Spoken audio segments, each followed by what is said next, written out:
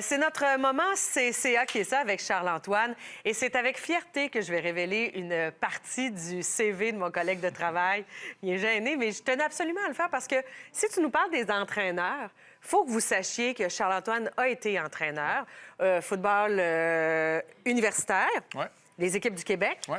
Mais quand tu es allé aux études, là, à l'université, ta maîtrise, toi, psychologie sportive, spécifiquement sur les rôles et les responsabilités des entraîneurs. Ouais. Tu t'es vraiment plongé dans là-dedans. ça. Bien, c'est tellement important, le coaching. Puis aujourd'hui, je vais m'attarder principalement aux entraîneurs d'enfants, des jeunes, Les en tout fait, petits. de sport Ouais. amateur. Ouais. Sans aller dans l'excellence, mais on s'entend que c'est une position qui touche bien des jeunes et par le fait même bien des familles. Puis j'ai le goût de commencer avec une question. Comme entraîneur, pourquoi tu fais ça? C'est quoi la raison principale de ton implication, souvent bénévole? Est-ce que c'est pour gagner? Si c'est le cas, tu gagneras jamais. Est-ce que c'est pour devenir un entraîneur d'exception? Si c'est le cas, là non plus, tu ne réaliseras pas ton but. Mais si tu coaches pour former les hommes, les femmes de demain, tu vas gagner, puis tu vas devenir un meilleur entraîneur. Il faut vraiment se poser la question, parce que vous avez un rôle essentiel. Puis plus qu'un rôle, c'est un privilège. Avec n'importe quel privilège, Marie, tu le sais, vient des responsabilités. Oui. Puis je veux pas être trop sévère non plus, parce que tantôt, je faisais allusion à la notion de bénévolat.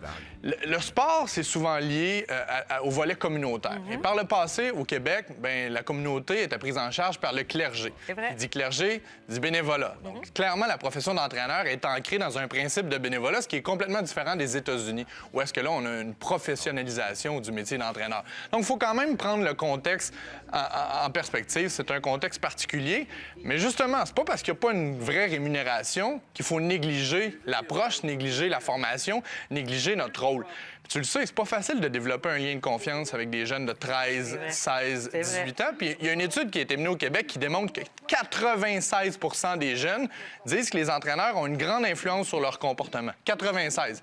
Pour les enseignants, c'est 65. Pour les parents, 55.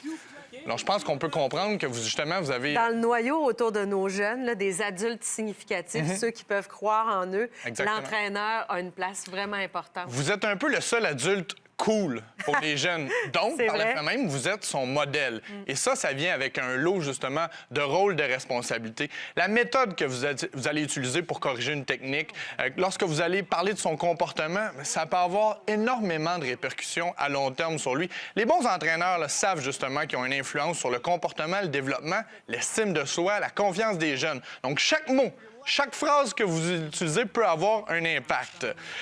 Et vous prenez évidemment le rôle du développement de l'être humain, mais aussi du développement de l'athlète. Laissez faire là, les stratégies complexes, les combinaisons de lignes à la Mike Babcock, là, les principes complètement fous. Quand vous allez dans cette direction-là, vous le faites pour vous. Vous le faites pas pour les jeunes. Vos 3 rôles principaux par rapport à votre relation avec les jeunes d'un volet sportif, un, bien, c'est le plaisir. Ben oui. Assurez-vous qu'ils ont du plaisir. Ça peut paraître banal, là, mais c'est tellement important puis ça va faire toute la différence. Le deuxième, enseigner les habiletés fondamentales. Et quand je parle de fondement, bien, c'est courir, sauter, lancer, attraper. Laissez faire encore une fois le volet beaucoup trop technique, stratégique. Perdez-vous pas là-dedans. Le reste va suivre lorsqu'on est capable de réussir les gestes principaux de notre sport. Puis le troisième, bien, c'est de comprendre les grands principes de jeu. Parle de ça, là. Ramenez ça à la base. Êtes-vous capable d'expliquer à un jeune un concept? Êtes-vous capable d'expliquer à un jeune des règlements, une habileté? Puis prenez l'exemple d'un jeu de cartes à Noël. OK? Ouais, OK. Combien de fois là, qu'on est dans un party de Noël puis on dit on va jouer aux cartes, on va jouer aux 500. Puis là, mon oncle essaie de nous expliquer un jeu qu'on maîtrise pas. Là. OK? Oui, Là, il va dire, bon, souvenirs en tête. pas compliqué, là. Tu fais des paires de deux, des deux, les rouges, tu mets les rouges, les noirs. Puis après ça, tu fais des piles, tu ramasses ça puis tu gagnes. Mais les arts sont frimés. Ben, Hein? exact. Là, OK. là, tu dis, non, mais c'est pas compliqué, je viens de te l'expliquer. Mais c'est le même principe souvent dans le monde du sport. C'est pas parce que vous comprenez ce que vous expliquez que le jeune comprend ce que vous êtes en train de lui dire. Mettez-vous dans votre peau, dans sa peau plutôt, pour que, tu sais, les subtilités, là, que lui les maîtrise de la même façon que vous. C'est simple. Vous expliquez quelque chose, commencez par le but. C'est quoi l'objectif de ce qu'on essaie de faire? Et ensuite, quelles sont les progressions pour se rendre à ce but-là? Et intégrer et challenger l'intelligence des jeunes. C'est des êtres humains, là. Ils sont intelligents. Posez-leur des questions. Essayez de les impliquer dans l'apprentissage. Parce que plus on réfléchit à l'entraînement, plus on internalise, plus on maîtrise ces concepts. C'est des jeunes intelligents, je répète. Faites justement un effort pour les intégrer d'un point de vue mental. Maintenant, On leur explique quelque chose, il faut ensuite le faire. Il faut ensuite développer, démontrer un éducatif, une activité. Une des choses que je déteste le plus là, dans le monde du coaching, c'est de voir un garçon là, se promener autour des cônes, puis qu'il y en a 12 qui attendent. Vous avez 1 heure d'entraînement. Il faut qu'on ait plus que 5 minutes d'activation par jeune. Développer des stations. Faites quelque chose qui a un principe logique qui va faire en sorte que vous allez avoir la moitié de l'équipe qui est impliquée. Un groupe qui fait des cônes, un groupe qui fait des cerceaux, un groupe qui fait des échanges avec le ballon. Il faut qu'il ait du plaisir, il faut qu'il bouge, puis il faut qu'il apprenne. T'apprends pas en ligne, surtout dans une génération, puis je m'inclus là-dedans un peu TDAH, qui va regarder en l'air, qui va regarder le gazon, les libellules, ils doivent bouger.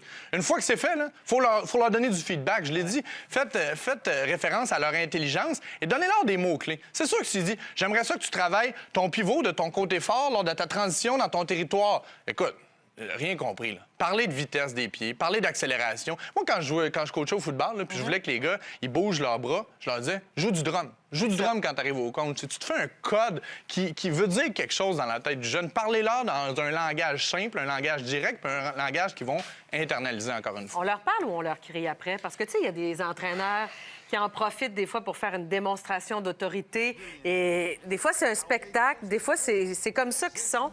Coacher dans le négatif, qu'est-ce que ça donne?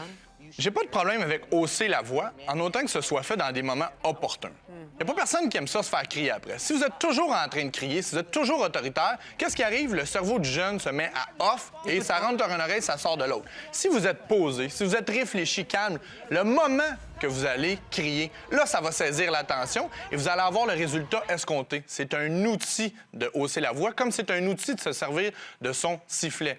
Coachez pour les jeunes, coachez pas pour vous. Puis je vais terminer ce segment-là de la même façon que j'ai terminé celui pour les parents. Vous n'êtes pas dans les pros. Si votre seul but, votre seule actualisation de soi, la seule chose qui vous fait sentir bien, c'est de gagner le trophée d'un tournoi novice à Saint-Boniface, bien, vous êtes loin de la traque. Il faut que votre objectif, ce soit le développement des jeunes, le développement des êtres humains. Et là, vous allez devenir un bon entraîneur. Tu sais que j'ai coaché soccer U4, U5. Hein? Oui. C'est le plus important. Au soccer, les petites filles allaient chercher des fleurs, les petits gars aussi. Je disais, bon, on va y aller en courant. Ah! Ben oui. Joindre c'est le fun. l'utile à Ben oui. l'agréable.